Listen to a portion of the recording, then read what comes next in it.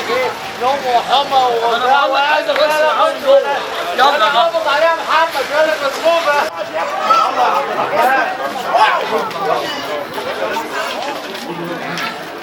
السلام عليكم. السلام عليكم. المراتب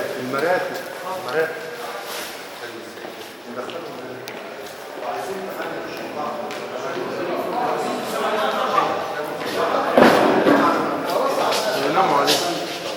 لا نشوف للسيدات فين ونحط عليهم خلاص. لا مفيش داعي للمهام يعني. في الدور الاول مفيش. شغاله الميه هنا محمد. شغال الميه هنا بس خلاص. شغاله هنا. خلاص يلا بينا. صابون للناس مفيش مشاكل ان احنا نشتري فوطين. تمام. واخد بالك؟ محمد هنعشيهم. احنا بنتعامل مع بشر. انا جاي. هما مش مجرمين، احنا بنتعامل مع بشر.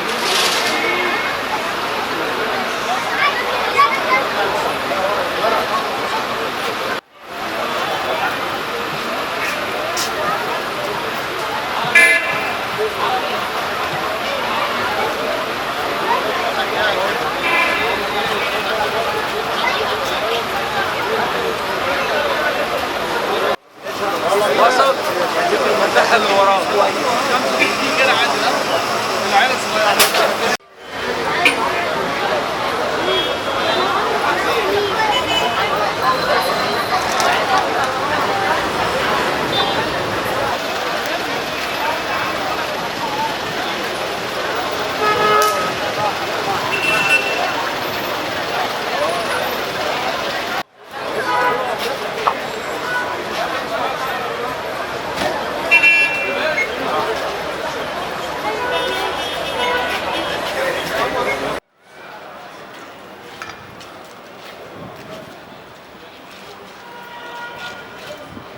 محدش يقلق خالص.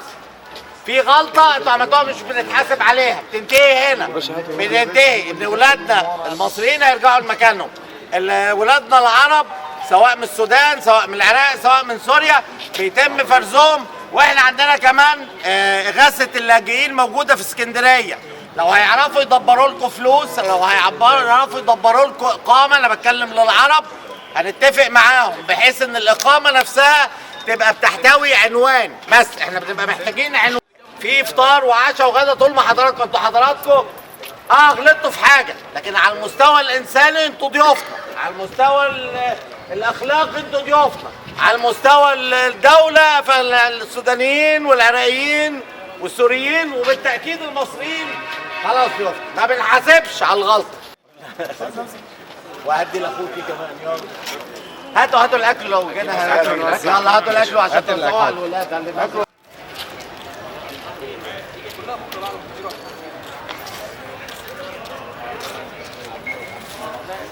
لا لو كده كان عندك